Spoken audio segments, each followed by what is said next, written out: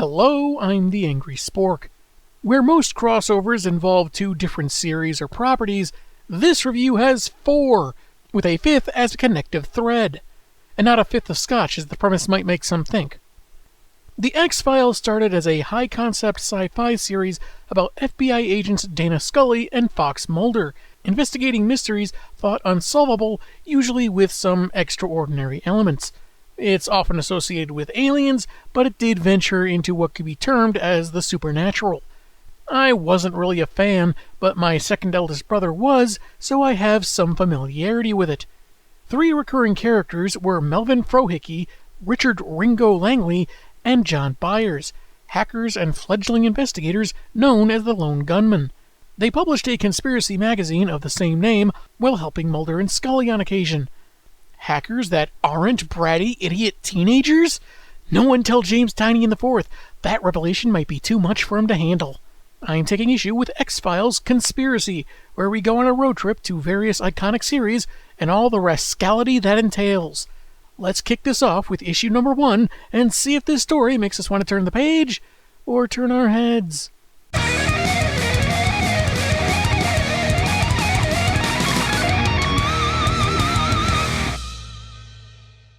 The cover features a collection of tattered papers, photos of the aforementioned gunmen, which are really good photorealistic drawings, a schematic of some circular structure that apparently requires a lot of red yarn, I guess, and pics relating to forthcoming co-stars, the Ghostbusters firehouse, a Ninja Turtle, Optimus Prime, and a black bird.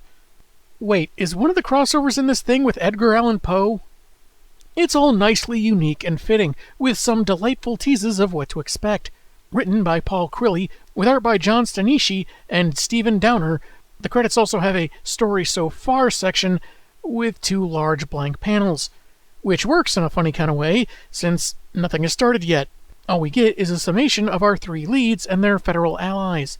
We begin at the Large Hadron Collider in CERN, Switzerland. Narration exposits how it was built to help mankind understand how the universe was created, and eventually led to the discovery of the Higgs boson, aka the God particle. They would have called it something else, but then they noticed God had already put his signature on it.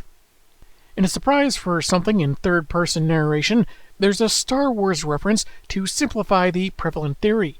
The Higgs field is like the Force, surrounding all living things and binding everything together, while the Higgs boson would be the Jedi Knights, carrying the field. One scientist tried fitting midichlorians into the discussion and was promptly pelted with rotten apples and summarily fired. Maybe it just speaks to the ubiquity of that galaxy far, far away, but usually something so specific in narration is done by an actual character. There is another theoretical particle the collider could generate, the Higgs singlet, with the potential to travel to a 5th dimension and thus travel through time. Either that or high five Mr. Mixia Spitlick. This would require some kind of guide to tell the particle where to re-enter our space, as we see a computer, monitor, and a keyboard typing away with no one there. Wow, the European Organization for Nuclear Research hires ghosts? Or are their employees still under contract even after death? We go to the Lone Gunmen's base, each of them at their own computers, with Frohickey's running hot and acting weird. Langley admits that's on him. He overclocked it to decrypt some data he received in an email the previous night.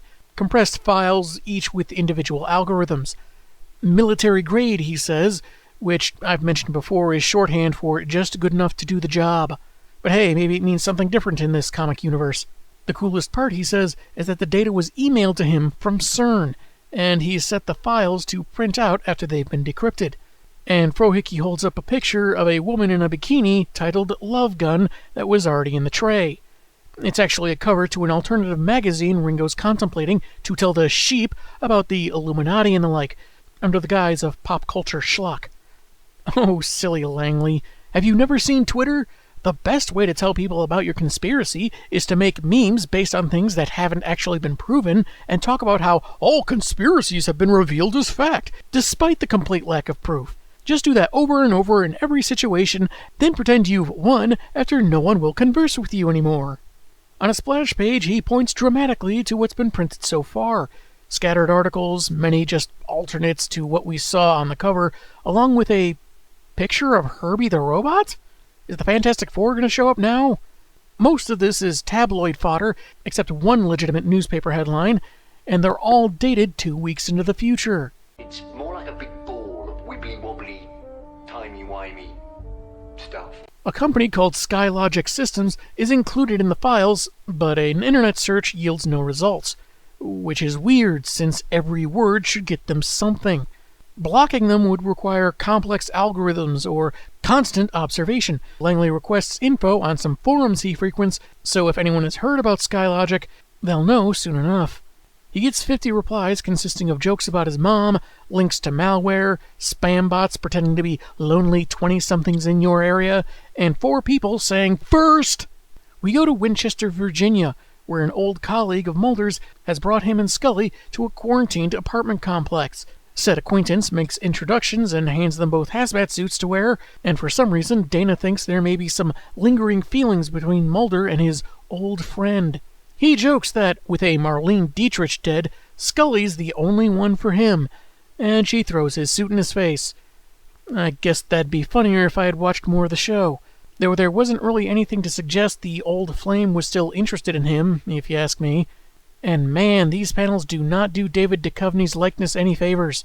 And there is nothing that is even vaguely interesting about the way that he looked. Once protected, they go inside, informed that a young man came home to find his parents dead, and he soon followed, along with about 40 other tenants in the building, all in the same state as Ma and Pa here, spikes sticking out of their bodies and blood spattered across the walls.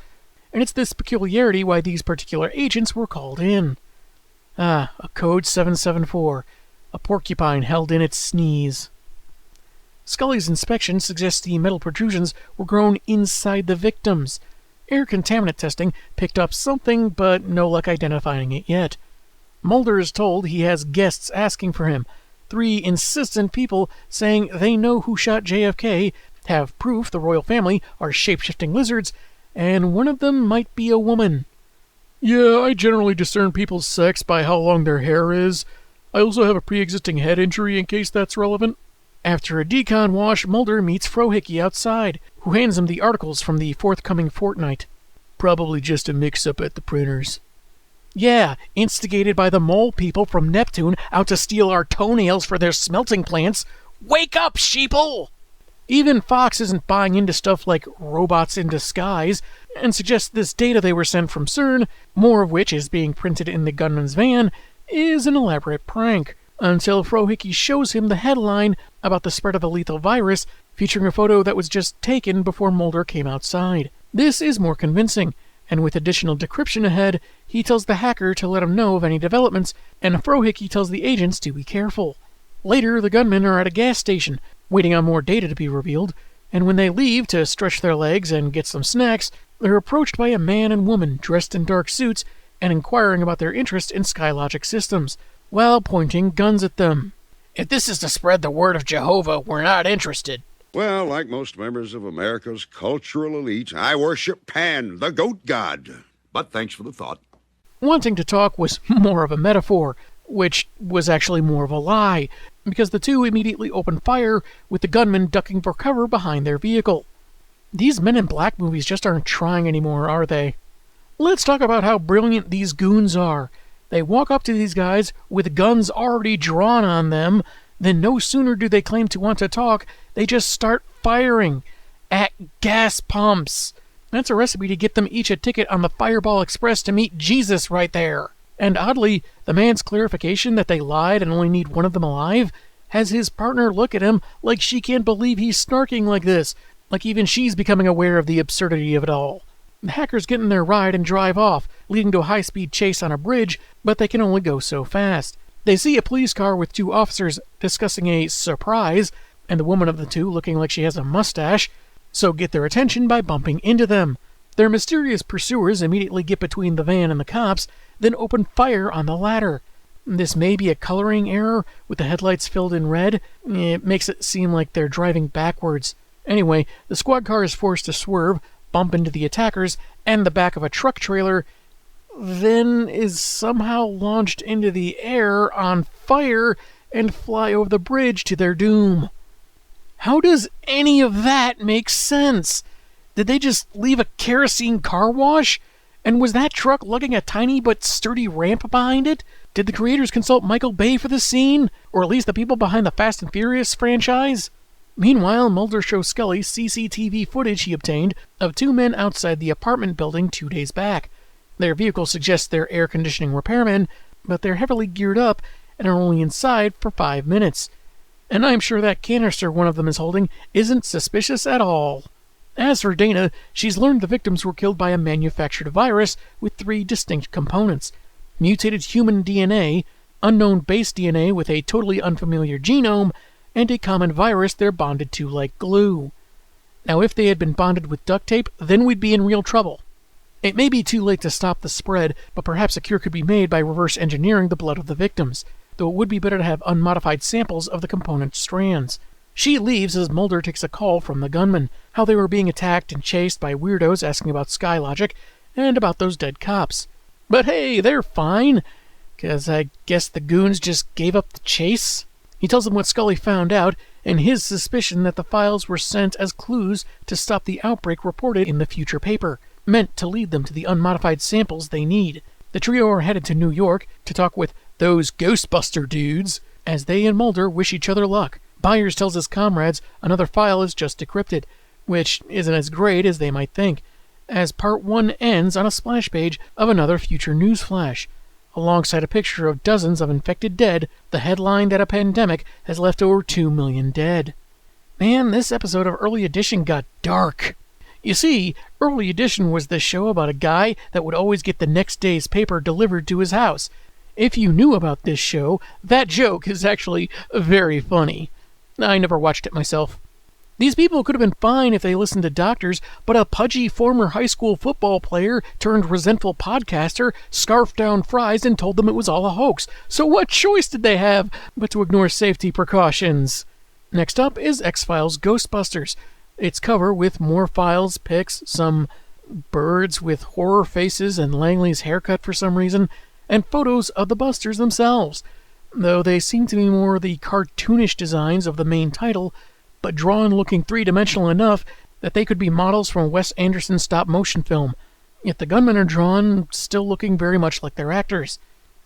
Makes it seem like this issue will be about them trying to find out why these parapsychologists have oddly long or puffy faces with really tiny eyeballs. Written by Eric Burnham, with art by Salvador Navarro and Esther Sanz, we begin with the gunmen in the Ghostbusters HQ, huddled behind a table as they see a ghost with a second mouth on its stomach. I guess that'd be more efficient, but then why does it still have a mouth on its face? It's emerged from a trap, so you can imagine how useful that do not touch post-it was. We jump back 3 hours on the New Jersey Turnpike, as our trio are discussing the Ghostbusters, believing them to be frauds, but Byers thinks there may be more to them. Most con artists wouldn't go for the kind of publicity these guys have. The good ones would. Would the good ones dump a couple tons of melted marshmallow on Manhattan, Frohickey? People will follow anyone who gives them free s'mores ingredients, that's a fact! Then where would the people get the chocolate and graham crackers? They're clearly in cahoots with the underground mutant worm people as couriers. Duh! Frohickey and Langley figure they use hallucinogens, then pass it off as the supernatural, like any creative evil scientists would.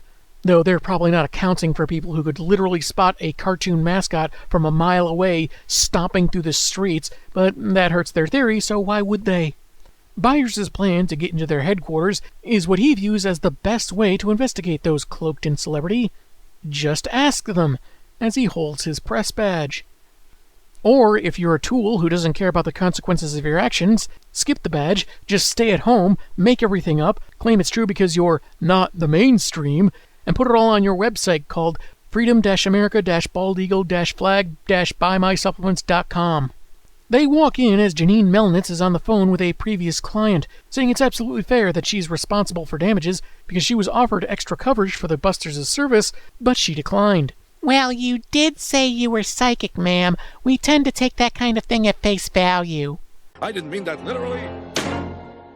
Byers approaches, calling off Frohickey's flirtatious greeting, and says they have an appointment to interview the Ghostbusters.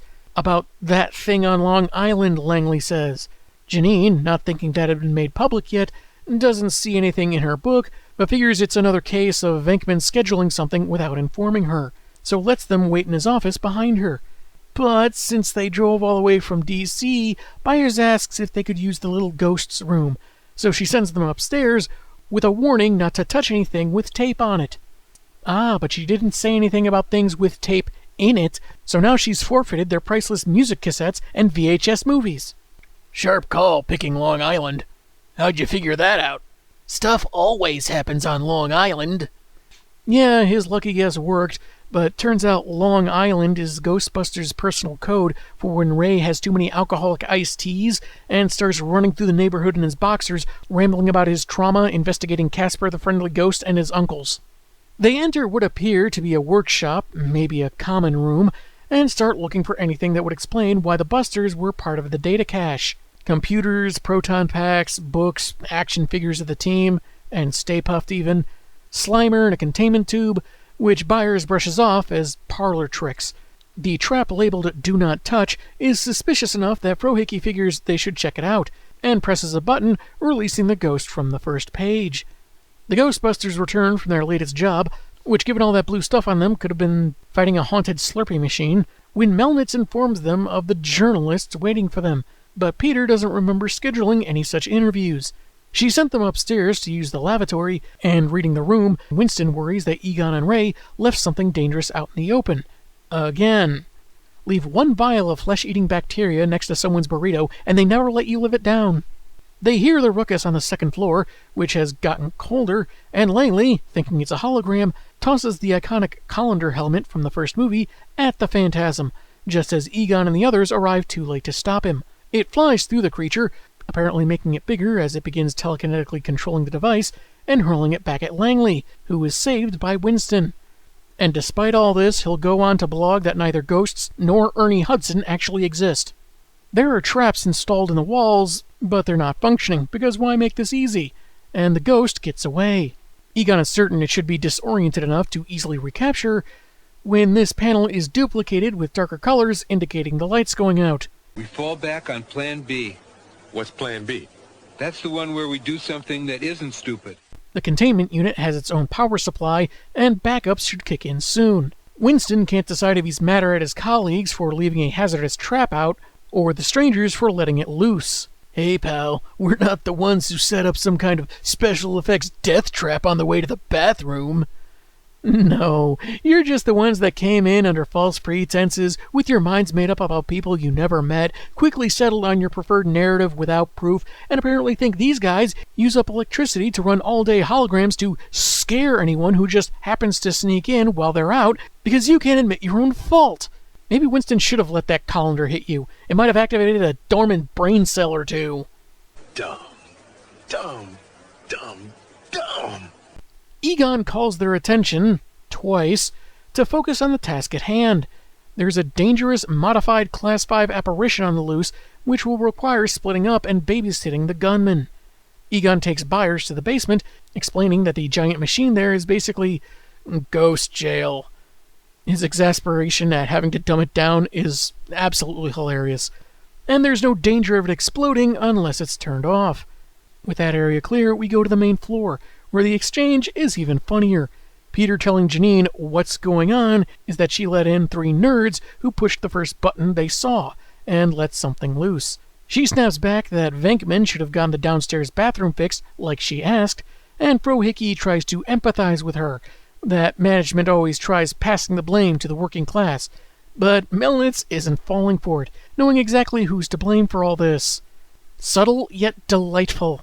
Venkman says that unless their secretary kills the old guy, the first floor is clean, and now he suddenly looks just like Bill Murray. Which is only weird because up to now, none of the Ghostbusters characters have resembled their movie actors. Sure, it's apparent this iteration is based on those original films in design and tone, but they've looked like very different people. It's a great likeness, just abrupt and a tad inconsistent. Ray and Winston haven't spotted anything in the living quarters. Langley suggests their stuff doesn't work, so Ray outlines how his PKE meter was calibrated to nothing short of peak efficiency this morning. Nerd! They spot the target as a purple light glows behind their hippie friend. Langley prefers to consider himself an original as he turns around and sees the ghost starting to resemble him, because I guess it has a sense of irony, as it horks up some electrokinetic energy, knocking him to the ground. This makes Winston recall the first movie and how Gozer asked Ray if he was a god. Which is funny, but maybe a bit referencey if you ask me. Seeming to have greater than anticipated telekinetic control, the ghost knocks them all across the room, preparing another energy attack. But as the lights come back on, Venkman swoops in and traps it. According to Egon, it should hold until it's put into containment, since the previous trap it was in was modified to change the ghost's structure. Egon was going for a trapezoid shape, but then Frohickey came along. They never elaborate beyond this, about the other trap, or why the ghost was so strong. I guess we can safely assume the colander had something to do with it. Later, the Ghostbusters are asking for an explanation from their guests. Byers explains they are technically journalists, and that's when Ray suddenly recognizes them as the Lone Gunmen. He was subscribed to their periodical, but I guess maybe he stopped when he heard they were dead, because he's been trying to meet their ghosts since then. When Byers mentions the Busters came up in their new investigation, Stans nerds out even more, calling out a number of possible stories he's heard they've done, until landing on one regarding time travel. Trying to keep things mum, Byers mentions merely being fascinated by discoveries at CERN, making Egon chime in. The CERN discoveries are promising, yes, despite their limited vision. Egon Spengler, smartest man in the room, and in the rooms he's not even in. He actually wrote a paper titled The Higgs Singlet and the Use of Supernatural Entities as a Means of Time Travel, limited to 500 pages, because, gotta be accessible to the layman and all that. At least he decided to leave out the part where he jingles his car keys and uses bright colors to get people's attention. Since the gunmen are strapped for time, he gives the key points. The Higgs singlet could potentially allow for an unlimited amount of electronic data to be sent back in time, text, videos, etc. Spangler suggests a ghost could navigate the fifth dimension with any info you wanted to a specific target in the past or possibly the future, since, being made of the kind of spectral energy that insulates dimensional walls, the product of any and all theoretical realities, a supernatural being would be immune to the stresses of the time stream. As it is, no man-made delivery system would survive such temporal stresses. I'm sorry, have you never heard of the DeLorean? However, for a ghost to do all this, they'd have to be not only very intelligent, but way too powerful for a human being to control, so it's not like any of the specters they have in the containment unit would manage. With that, the Lone Gunmen take their leave, Frohickey hoping to see Janine again, because redhead, and Peter wondering why no one asked these guys why they were wearing gloves. You keep a ghost called Slimer on the premises. You can't blame them for wanting to be sanitary. Back on the freeway, Byers figures that while their experience may not presently seem useful, it may prove so later. But Frohickey doesn't care for his pesky optimism, and turns on the radio as they head to Massachusetts. The comic ends on a news report of the outbreak from Virginia getting worse, more people infected by the hour, and Congress calling on the president to come up with a plan to stave off a potential American pandemic. Oh, the places I could go with that, but since we're still kinda dealing with a virus in real life, and the morons that profited off lying to people so they wouldn't use common sense safeguards, I digress. Also, the review's long enough as it is, so tune in next week as our three hackers get shell-shocked. I'm the Angry Spork, and man, have I got issues.